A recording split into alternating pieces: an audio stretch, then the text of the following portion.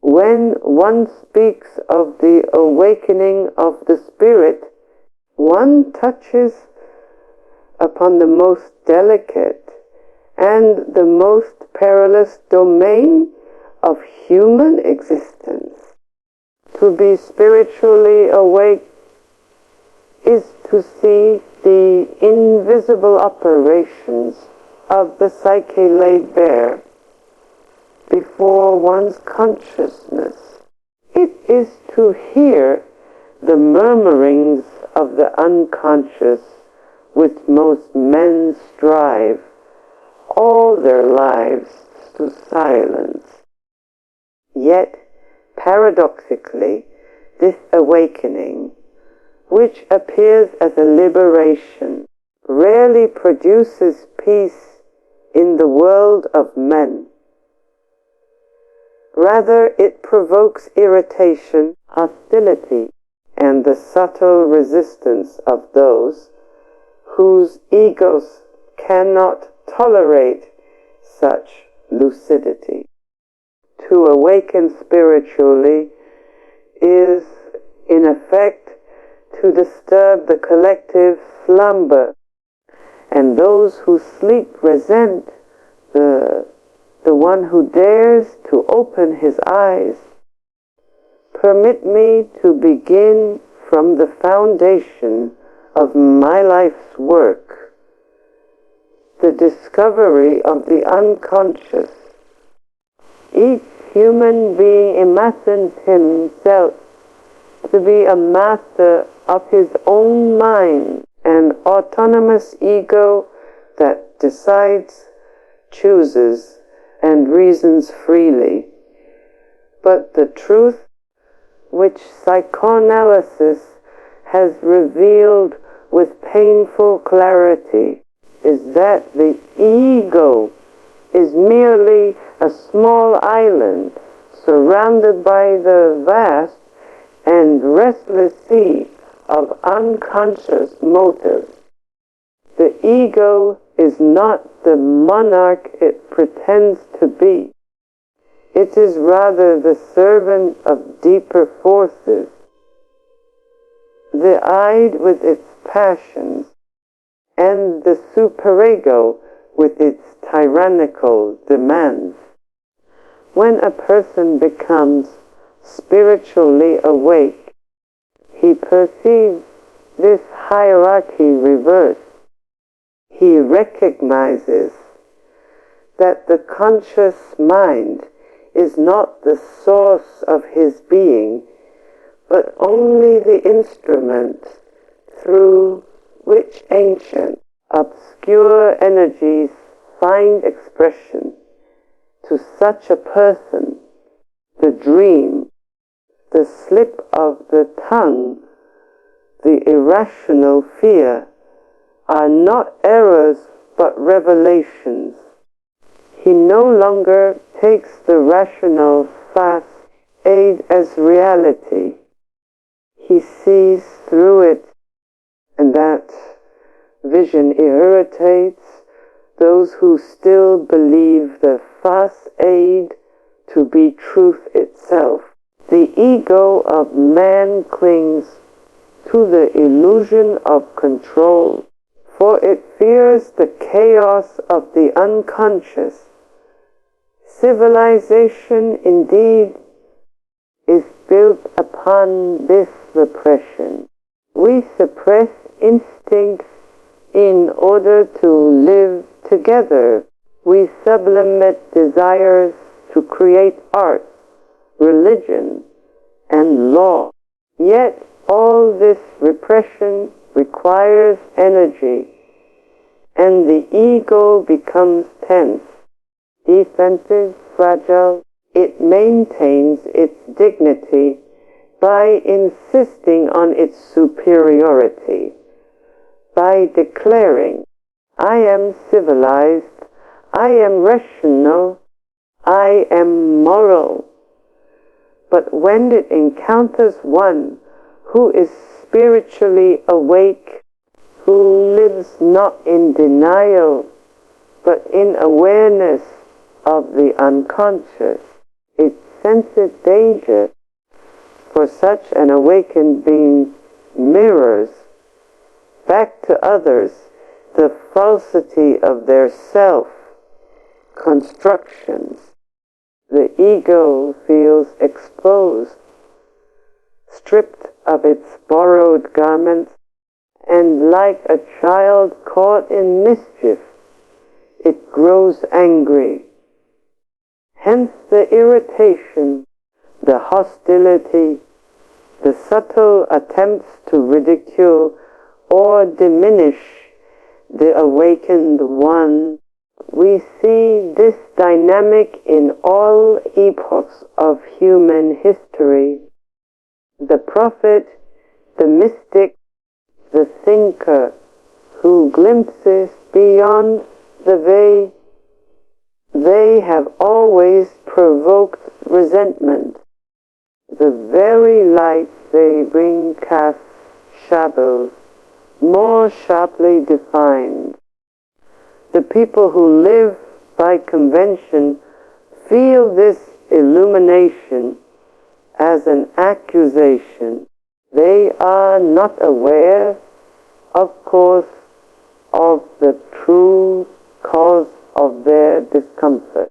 They imagine that they reject the awakened one for rational reasons, that his ideas are absurd, his behavior eccentric, his teachings dangerous.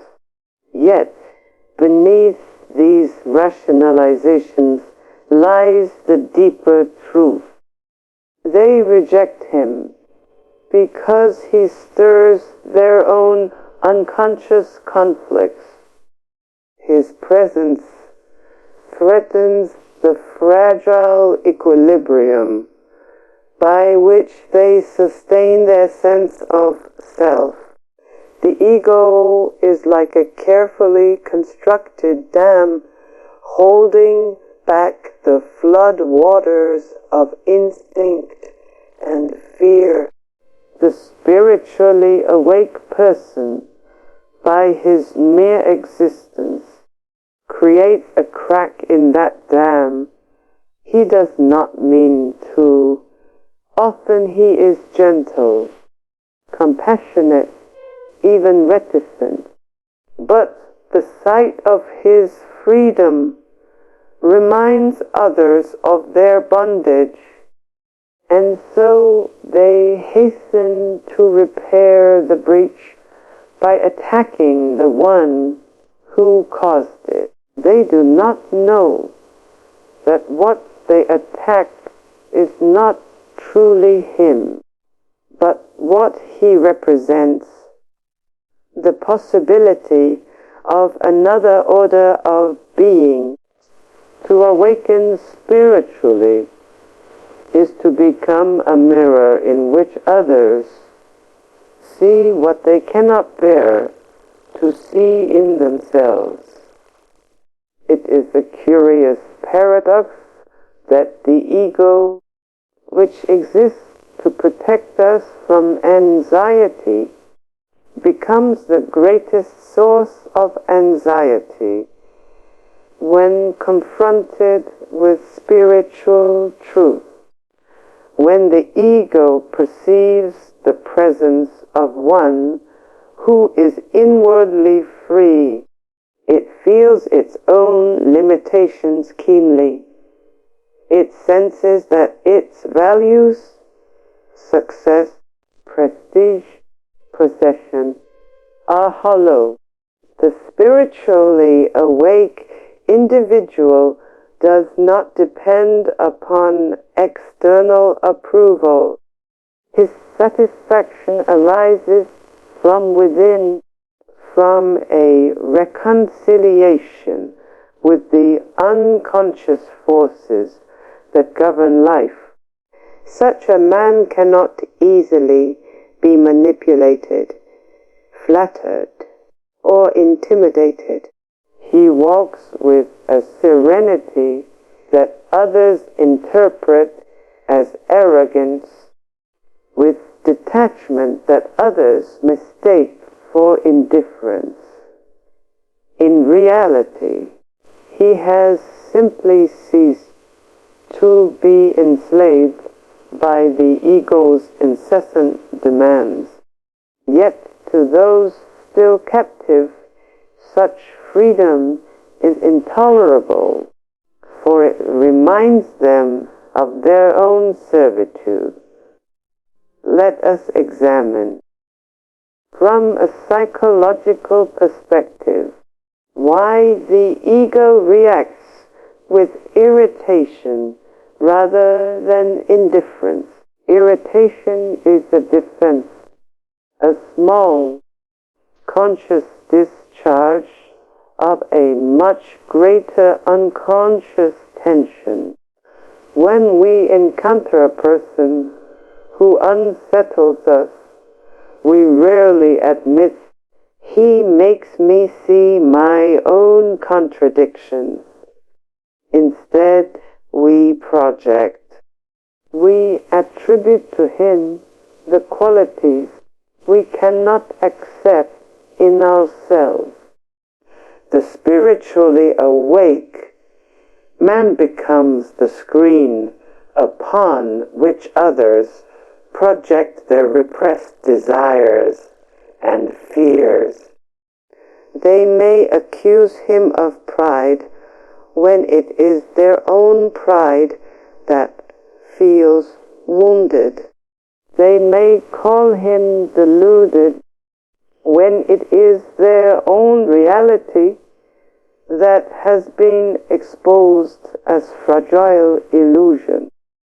Projection is the ego's favorite weapon, for it allows the individual to preserve his self-image while displacing his conflicts onto another. Consider how children react when one of their number refuses to join a common mischief. The others turn on him with ridicule, not because his behavior harms them, but because it threatens the shared justification of their act.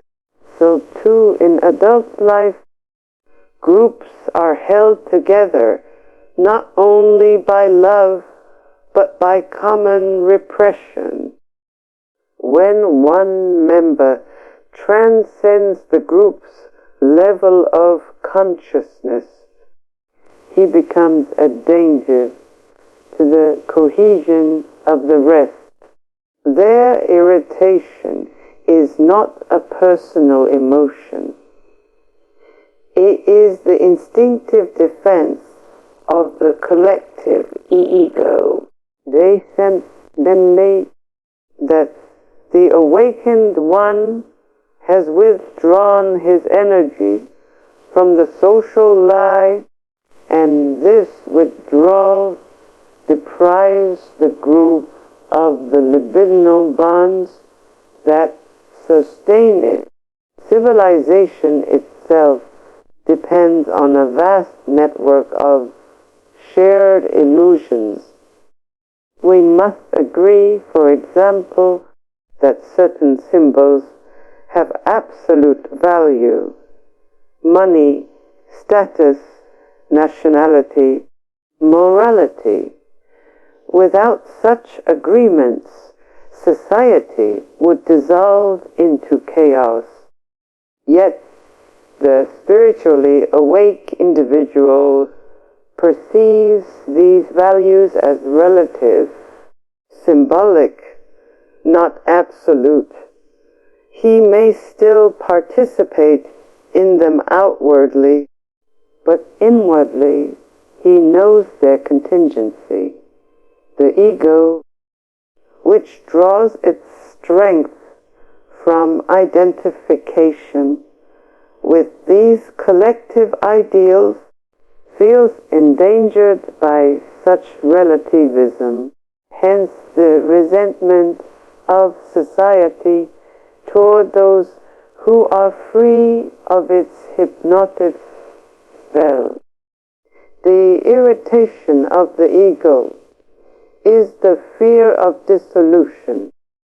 It senses that if everyone were to awaken, the entire edifice of repression upon which civilization rests might crumble. One must not, however, imagine that the spiritually awake person is without conflict. On the contrary, his awakening often begins through intense inner struggle. To see the unconscious clearly is to encounter not only beauty and truth, but also horror and guilt. The awakening spirit must pass through what I have called the return of the repressed. He must face the infantile wishes, the destructive impulses, the unresolved traumas that the ordinary ego avoids. It is a painful process, for the ego experiences these revelations as threats to its integrity. Only by enduring this ordeal can one achieve a state of genuine awareness. Those who have not endured it, who have built their serenity upon repression rather than insight, sense instinctively the difference. It is that difference which irritates them. They feel that the awakened person has passed through a fire from which they shrink. The irritation of others is thus a testimony to one's authenticity. It is evidence that one's awareness has reached a level which the common ego cannot easily assimilate. But we must not mistake this irritation for admiration or envy alone. It is something deeper. It is the revolt of the collective psyche against the possibility of freedom. For freedom implies responsibility. Responsibility not to external authority, but to the truth within oneself. Most people, though they complain of their chains, secretly prefer them. The chains give form to their existence. It spares them the terror of the abyss. When they meet one who has broken his chain, they experience not joy, but anxiety, for he reminds them that their bondage is voluntary.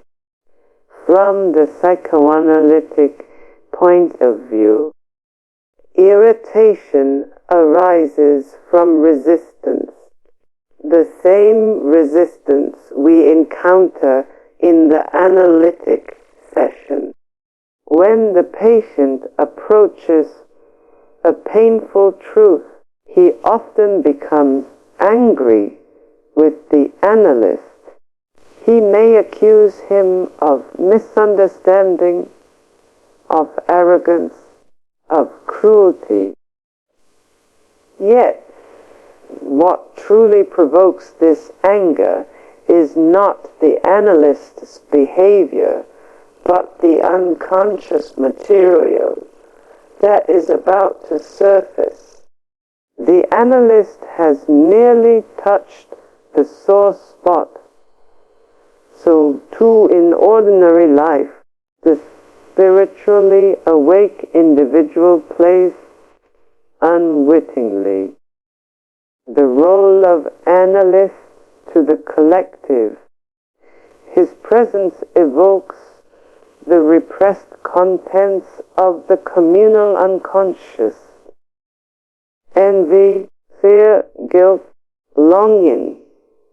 And those who experience these emotions do not recognize them as their own. They imagine that the awakened one has caused them, when in truth he has only revealed them. If you are spiritually awake, therefore, you will irritate the ego in others precisely because you dissolve their defenses. And defenses, as every analyst knows, are indispensable to the stability of the ego. When they are challenged, anxiety floods in, and the ego lashes out to restore its equilibrium. The irritation of others is thus a symptom of their inner disturbance. It is a sign that their psychic balance, precarious as it is, has been momentarily unsettled by your authenticity. It would be naive, however, to believe that one can simply live in such awareness without consequence. The irritation one provokes may become persecution. The hostility may grow into condemnation. The history of religious and philosophical awakening is written in the blood of martyrs. The crowd that first listens with admiration soon turns with fury. Why? Because the ego's irritation, when shared by many, becomes a collective defense mechanism. What I have elsewhere called mass psychology. The group unites against the common threat to its illusions. In doing so, it feels strengthened, purified, moral. It projects its own repressed instincts onto the awakened one, labeling him as evil, heretic, or mad. Thus, the irritation of the ego, if unexamined, becomes cruelty. From the standpoint of analysis, this hostility is understandable. The ego, both individual and collective, must defend its structure. It has labored for years to build its identity. It cannot tolerate the suggestion that this identity is based on repression and compromise. The spiritually awake individual, by living from the unconscious as well as the conscious, embodies precisely this intolerable suggestion.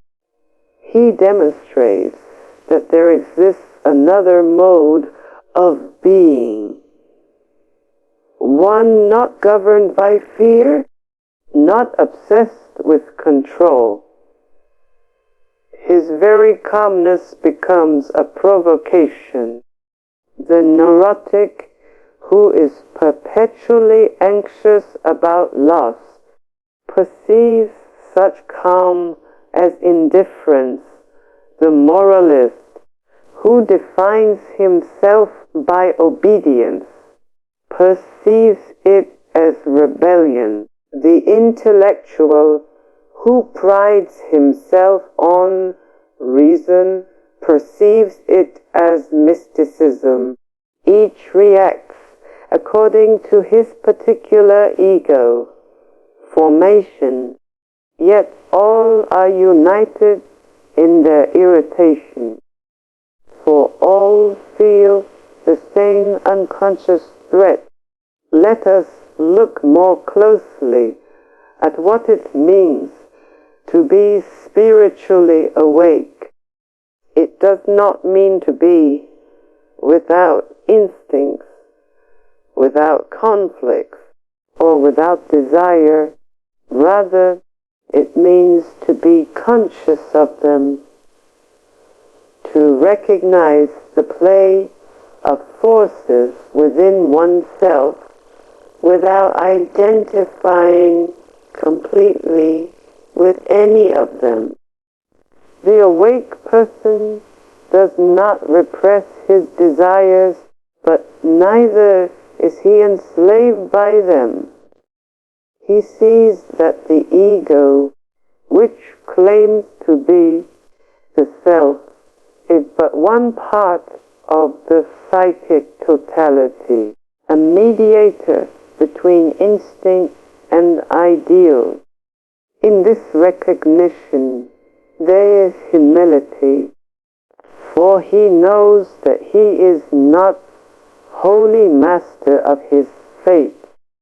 Yet there is also strength, for he no longer deceives himself with the illusion of autonomy. He acts with awareness, not compulsion. Such awareness is rare, for it demands continual self-observation and the courage to face unpleasant truths. Most people prefer the comfort of identification with family, nation, religion, or ideology over the solitude of genuine consciousness. The spiritually awake individual, having seen through these identifications, stands somewhat apart. This separateness, too, irritates the ego in others, for it threatens the herd instinct. The group senses that he does not wholly belong, that he cannot be easily coerced into conformity. He has withdrawn the projections that bind men together in illusion. To the group, this withdrawal appears as arrogance or betrayal.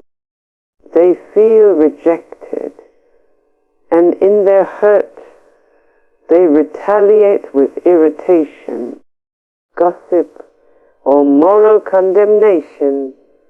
They cannot forgive him for being free. In the analytic process, we often observe how patients react with hostility when the analyst refuses to collude with their defenses. The analyst maintains neutrality. He neither judges nor sympathizes excessively. This very neutrality is unbearable to the ego, which craves validation of its narrative. The spiritually awake person exhibits a similar neutrality toward life. He sees through the melodrama of good and evil, success and failure. He recognizes that much of what men call morality is but the rationalization of instinctual renunciation. To those still entangled in this drama, such detachment appears as coldness. They interpret it as a lack of feeling, when in truth it is the result of deeper feeling, purified of egocentric attachment.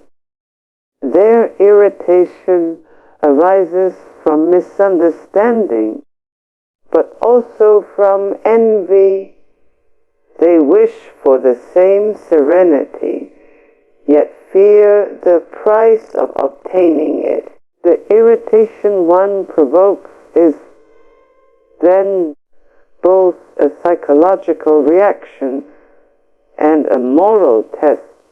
It challenges the awakened person to remain compassionate amid hostility. For it is easy to become proud of one's awareness, to let the ego appropriate even this state and declare, "I am more awake than others." Such spiritual pride is but another form of ego inflation, and it invites its own downfall. The true awakening includes awareness of this temptation. It knows that the ego will attempt to possess even the experience of egolessness. The awakened one must therefore observe his own ego's reactions to the irritation of others, lest he fall back into the same unconscious game. To irritate the ego in others without compassion is cruelty. To do so with understanding is service. The difference lies in whether one's own ego has been truly transcended. I must emphasize that the awakening of which we speak is not a mystical escape from reality, but a psychological integration. It unites the conscious and the unconscious, the rational and the instinctual, the personal and the collective. Such integration produces a profound authenticity that disturbs all who live in contradiction. The ego, sensing this unity, feels its own fragmentation more acutely. Its irritation is a cry of pain, not of malice. The spiritually awake person, if he is wise, will recognize this and respond not with contempt, but with patience. He knows that what irritates others is not truly himself, but the reflection of their own unacknowledged longing for wholeness. Dreams that royal road to the unconscious reveal this longing most clearly. In the dreams of those who encounter an awakened individual, we often find symbols of light, fire, or water, images of transformation. Yet alongside them appear symbols of fear, darkness, pursuit, collapse. The psyche oscillates between attraction and repulsion toward awakening. So too in waking life, people are drawn to the awakened one even as they resist him. They seek his counsel, then reject it. They imitate his manner, then accuse him of hypocrisy. This ambivalence is the hallmark of unconscious conflict. The ego cannot yet reconcile the yearning for freedom with the fear of losing control. The irritation it feels is the symptom of this unresolved tension. If you are spiritually awake, then you must learn to interpret the irritation of others as the analyst interprets resistance. It is not a personal attack, but a sign that transformation is possible.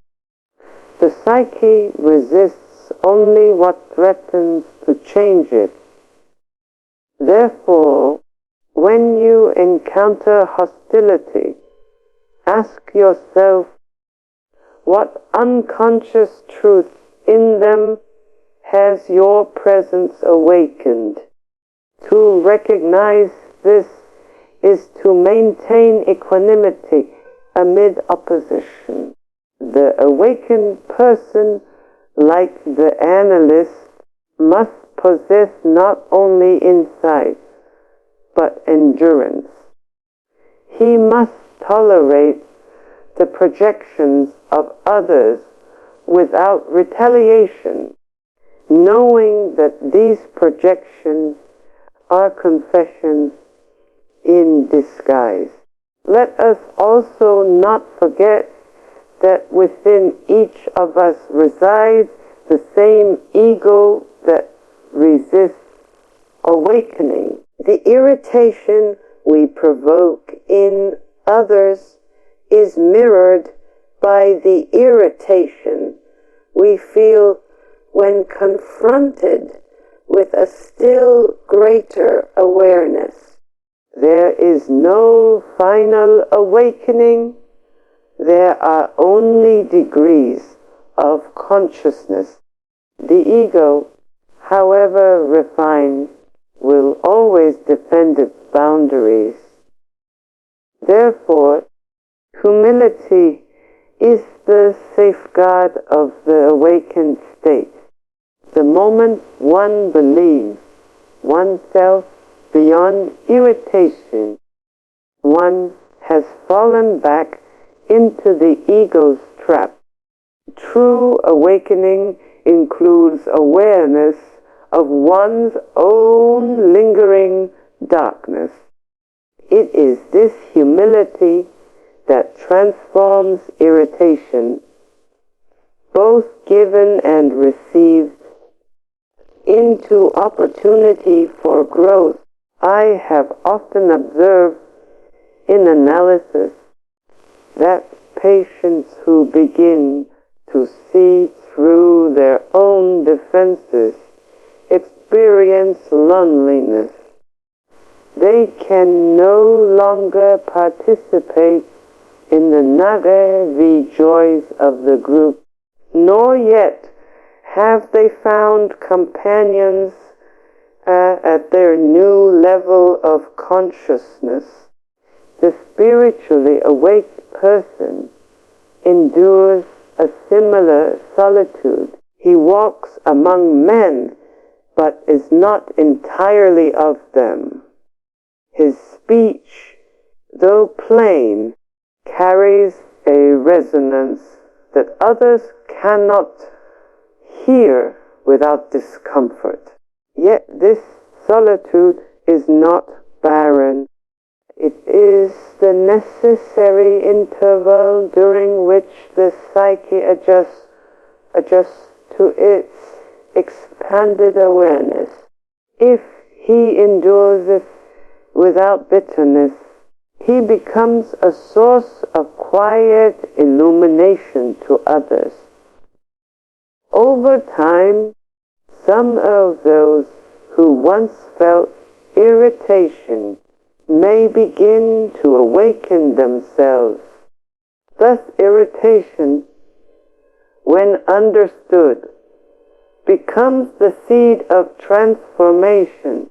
We must therefore reinterpret the hostility of the ego as part of the natural process of psychological evolution, just as the individual resists analysis until the pain of repression becomes intolerable.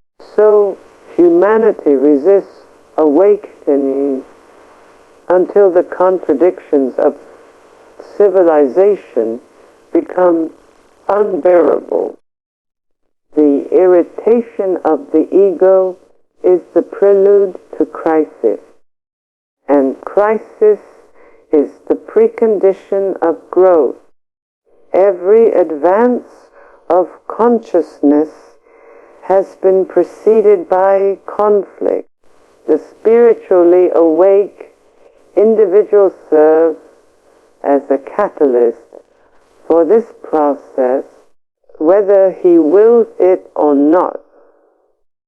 His task is not to convert others, but to embody truth. The rest follows according to the mysterious economy of the psyche. Perhaps then we may view irritation not as an obstacle, but as evidence that the unconscious is stirring beneath the surface of collective life. The ego, though it protests, is secretly drawn toward integration. Its irritation is the pain of birth. If you are spiritually awake, you will indeed irritate the ego in others, but know that in doing so you participate in the labor of humanity's awakening. You bring to light the hidden conflicts that must be resolved if man is ever to reconcile his instinct with his reason, his body with his soul. Thus, what begins as irritation may end in understanding. The awakened spirit, patient and compassionate, endures the world's resistance, as the analyst endures the patient's hostility, without judgment, without hate, trusting in the unconscious process that moves all beings toward greater awareness. For though the ego rages, it is not the enemy of awakening, but its necessary counterpart. It is the shell that protects the seed until it breaks open. And when that moment comes, what once irritated will illuminate, and what once resisted will rejoice.